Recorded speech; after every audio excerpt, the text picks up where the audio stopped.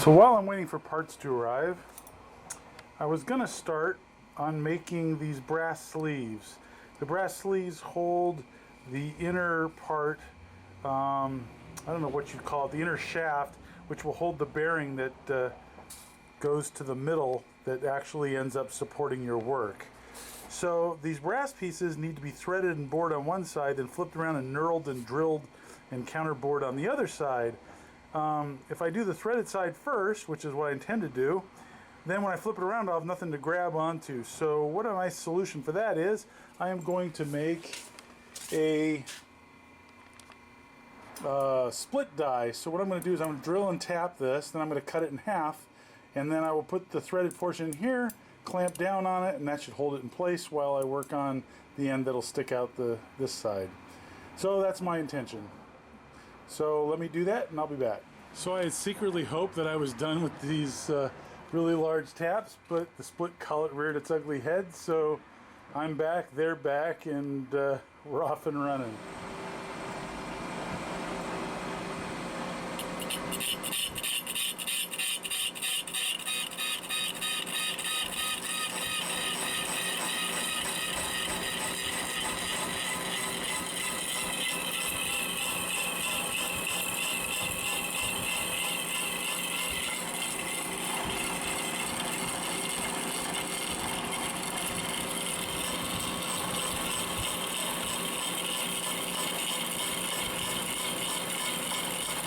I need my other hand free for lube, I'll bring it back. For those curious about what kind of job a slitting saw does, surprisingly good finish.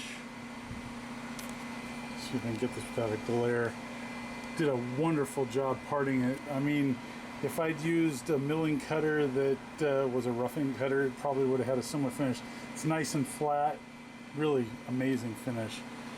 That was a 32nd thickness blade, pretty large, with really large teeth, you know, deep. So amazing performance. All right, so here is the completed cullet, thread cullet, and hopefully it'll work out. So most of the big stuff's done already. I just have the screw holes for the positioning so that the shafts, the bearing shafts don't rotate. But I've got a couple thoughts about that, so I'm still thinking on that, so I'm waiting on that last. I'm going to actually do that last. What I have to do next is the bearing shafts themselves, which are what holds the bearings that go to the center of the steady rest, and then the bearing shaft positioners, which are going to be made out of brass. I have other materials, but I decided on brass because most of the force will be wanting to push straight back.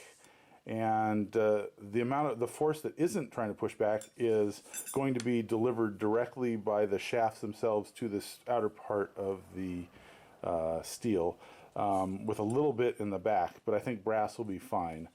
If not, I did buy another piece of material I could make it out of, but I think brass will work fine. So that's what we're going to do. So what I'm going to do is I'm going to cut the pieces for the bearing shaft first so that I have some samples to work with, and they need to have an end tapped.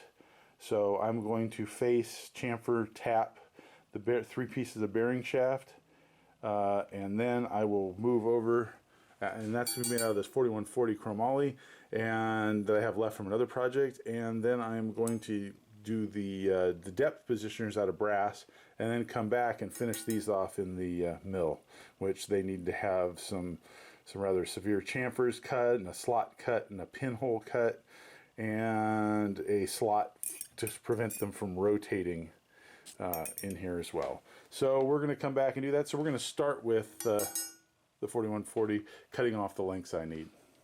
Oh, one more thing before we get going, a little bit of design thought that I had here was that even with the threaded depth shaft set all the way forward, the bearing shaft with the lengths I've chosen will only go about 1 inch and change from the center, which means that you can't turn anything smaller than 2 and change inches diameter. And the reason I chose that is because I thought it more important to be able to go to maximum diameter than it was to go smaller diameters, because my lathe over there came with a steady rest that does up to 5.5 inches.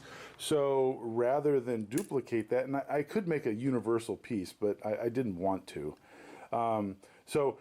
In order to be able to have the bearing shafts come all the way back and flush, so I could do the maximum size, maximum diameter materials, I gave up some of my inside depth. Now I could have done both by making longer depth the bearing shafts and much longer screw shafts down here. But the screw shaft's already going to stick out to here, and I really didn't want them to come way out here, because I figured since I have both steady rests, I probably will use the other one most of the time, and just this one for really big stuff. Maybe a mistake, and I can always remake these pieces. It's not a huge deal.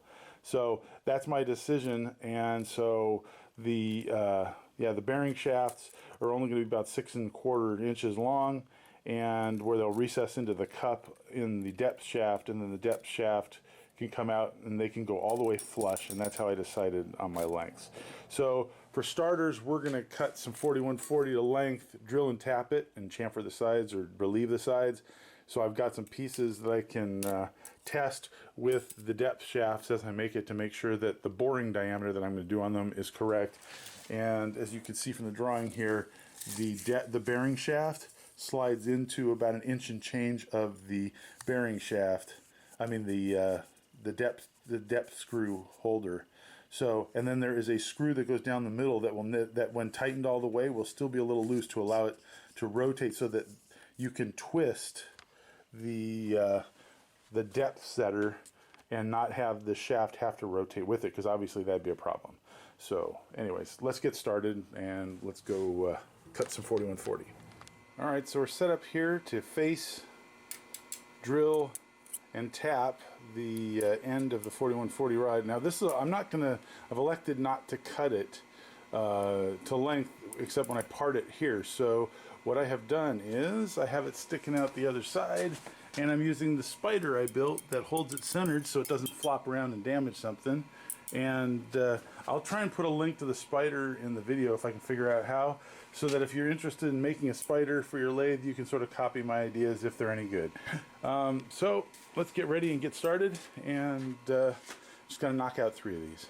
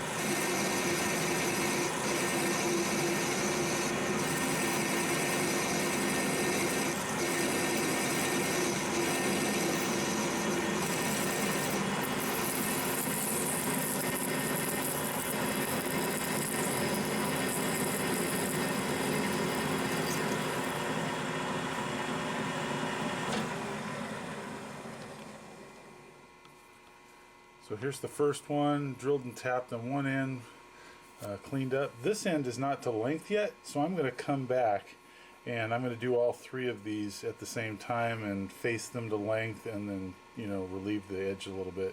So we're going to come back. Let me do the other ones and we'll come back to the last operation.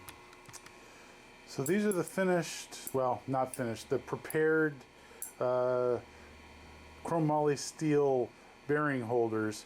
And they meet nicely, and they're drilled and tapped in the back to hold them into the brass height adjusters.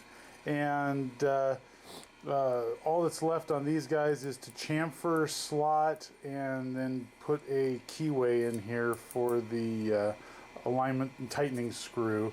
And like I said, I'm still working on that process. So these are mostly done, so we're moving on to the adjusters, the height adjusters. So big piece of brass next. So on our first test run, I used a for steel insert on it, and the finish is so-so. I mean, brass really finishes well, so you can't feel any of the grooves, but you can see them. So I've swapped to an aluminum insert, which takes a negative rake insert and makes it positive. And let's see how this one does.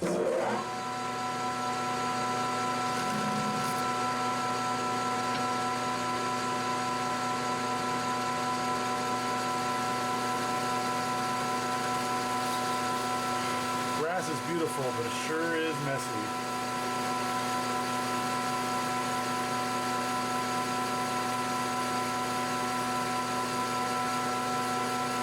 Yeah, I think you can see the immediate difference going from negative rake to positive rake and much sharper edge.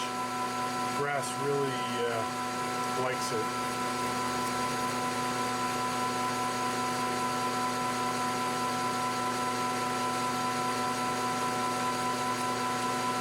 I might not have enough relief angle in there because if the chips get stuck between the brass and the carbide insert, they're going to scratch the face.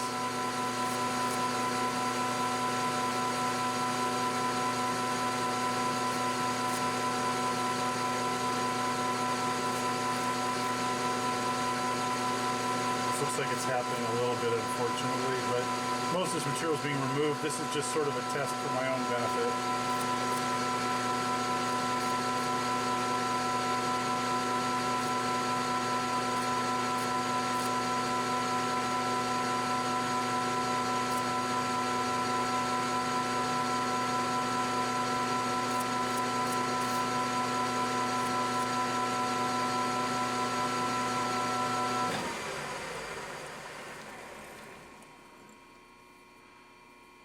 So other than the scratches, I think you'll agree this finishes better. I mean, you can't feel anything on it. The other one, just the slightest, not much. Anyways, so that was a good test. I think I'm trying to figure order of operations. Do we want to take this material down to size first and thread it and then bore it? Or do you want to bore it first? And I think the answer is we want to bore it first so I can support it a lot close to where I'm cutting. So I think we're going to start there. We're going to bore it first, then we're going to reduce this down to size, outside diameter, cut threads, and then last but not least, we will use my my split thread collet to hold this part by the threads, flip it around, probably put a 4-jaw chuck in, and indicate its center, and then do the knurling on the backside. So that's my intention. So another thought occurred to me. If I bore out the center of this to 1 inch, which is where the diameter needs to be, then I have to, when I'm sticking this out much further to do the threading, I'd need a bullnose center, and I don't have one. I just have regular live centers. I have a CNC one and a regular one. So I'm kind of rethinking. I might have to do the threads, then put that in the collet chuck, bore it out after that. That's fine, I can do that. It's more work because I got to indicate it in the 4-jaw, but I think that's completely doable.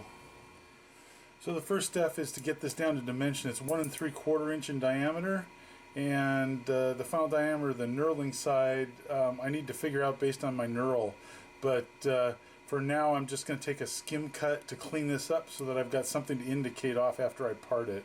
Then I'm going to take this end here down to dimension for the major diameter for the threads. Then we'll thread it, then we'll part it, and we will go from there.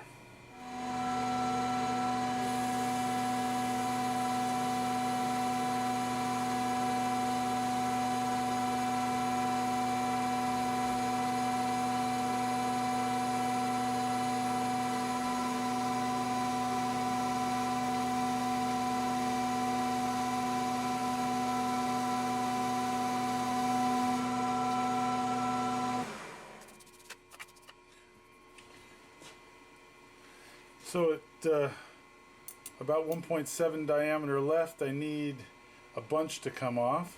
So I'm going to take 150 thousandths passes. I think that'll work out all right. And then we will dial it in as we get close.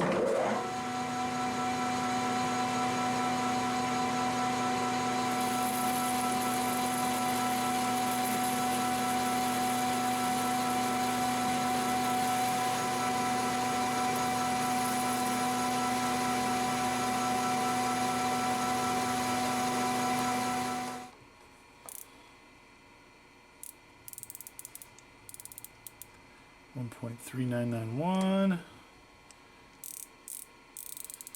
1.3990, so that's a 10th taper. That's really good. So, not that we care because this is going to be threads, but it's nice to know that I'm parallel and on axis. So we got another 28 thousandths to go, so I'm going to take 25. I'll make it, maybe we'll take the whole 28. Take the 28 and be ready to thread. So as I prepare for my last pass, I got tired of the brass flying absolutely everywhere, and I was holding my brush, right past the cutter, and it seemed to deflect a lot of the chips. So what I did was I took a brush actually for beekeeping that I had on handy, but I'm sure any would work. Put it on my little Chinese-made Noga style base. And I'm going to hold the tassels right behind the cutter and see if I can adjust it so that I don't get too many chips flying all over the place. So now I've moved you around so you can catch the action a little better. Let's move the light. That might help a little. There we go. So let's give this a shot, see how it works out. Hopefully it won't get snagged and thrown.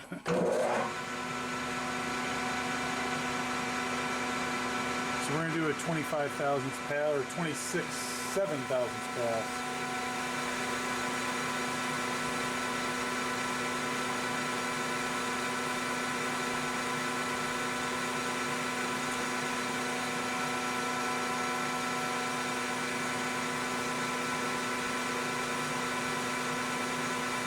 This really isn't fair because it's such a light pass, the chips aren't wanting to eject quite as far.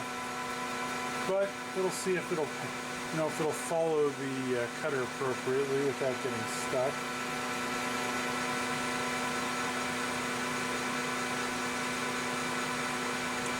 But I have 2 more of these to make, so if this ends up working all right, then I will bring you back and we will. I will show you how it works on one where I'm taking 150 thousandths depth of cut. Alright, so we're going to give the brush, we're going to do 150 thousandths depth of cut. We're going to give the brush a little chance here, see how it does, see if it keeps the mess somewhat contained.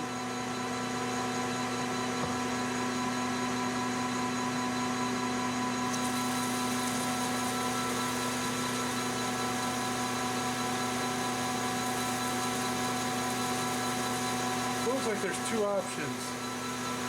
One is, if I block this direction, it prevents all the stuff from throwing out into the room.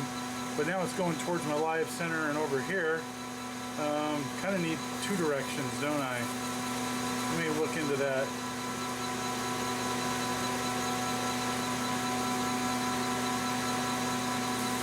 Or we could come at an angle. Maybe mounting this like this would do the job.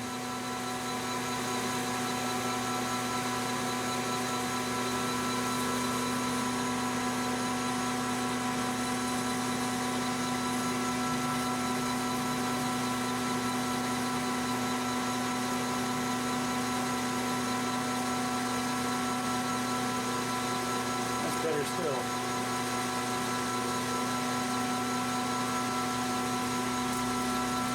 It does block my view of the operation though. That's a bit of a negative.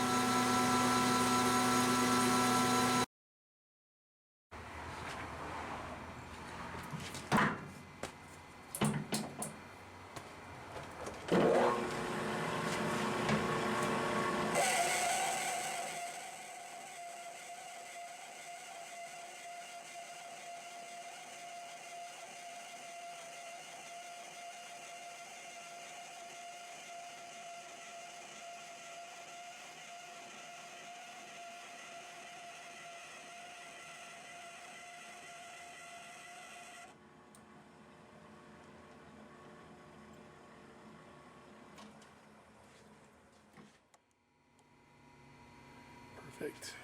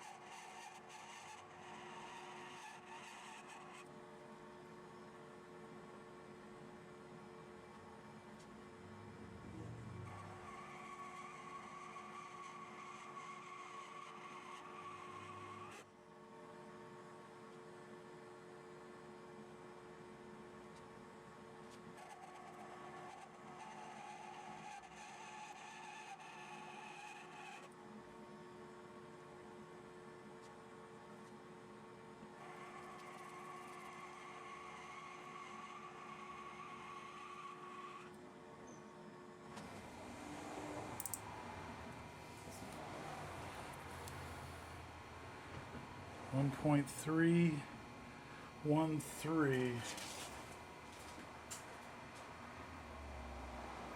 Should be perfectly right in the middle.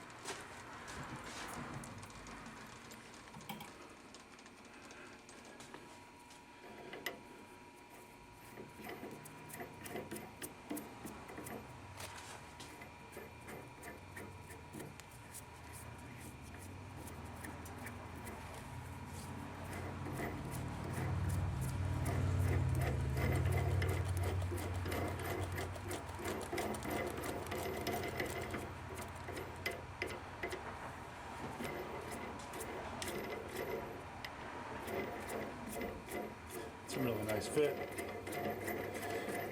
I mean, I generally prefer a tighter fit than this. There's a little bit of wiggle, but for this application, it's going to be better because it's going a long way, touching a whole lot of threads. This nut is 1/6 the number of thread engagement it's going to actually have, so a little loose will actually make it better. So next step, bore it out. So I decided to bore it out in place. It seems like the material's strong enough to deal with it. It's only a 1.5 inch bore, and it seems to be handling it just fine. Taking 75,000 steps to cut, no issue at all.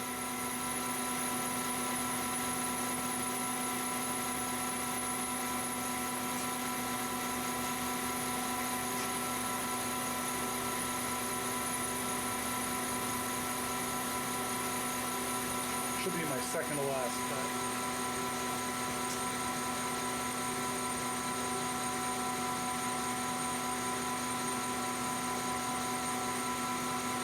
There, here's a test fit, and it's turning into a piston. So a nice fit, and it still rotates in there, which is good because this piece needs to rotate around this piece. Well, this piece stays stationary, this piece rotates. So we are good to go. So now we just need to part this off and make 2 more. All right, so here's where we're at. Currently, we still got to drill through the center of this. For 1/4 inch, we need to countersink this side. That will hold one of these screws that will be going all the way through, from this side all the way through to the inside, which will mate up with the threaded part. And I will set the depth such that the shoulder on this almost touches, but not quite. That way it can rotate in place, but not come out. So the way it goes together, this would be the threaded side in, and come down here, center it up, and away it goes. As you can see here. So it's a really nice fit. Really nice fit. I think it should work great. So still need to knurl this, relieve this edge, which is quite sharp where I just parted it, and face this side just gently, and we'll be done. All right, I'll bring you back. So I have a little bit of a problem. My Michitoyo thread gauge here and my Starrett, in fact all of them, for the inserts there's a flat on this insert, and you can't, it hits on this edge before it seats all the way in to find out whether you're lined up. And as a result, there's a fair amount of angular slop where it could look like you were centered. So what I'm going to do is I'm going to remove a tiny bit of material along the edge of this so that I can get it to seat actually in. I'll bring you back when I've got it done. So all I did was take off 25 thousandths, and now it seats all the way in. And you can hopefully have a better chance, with my poor eyesight, hopefully have a better chance of lining this guy up.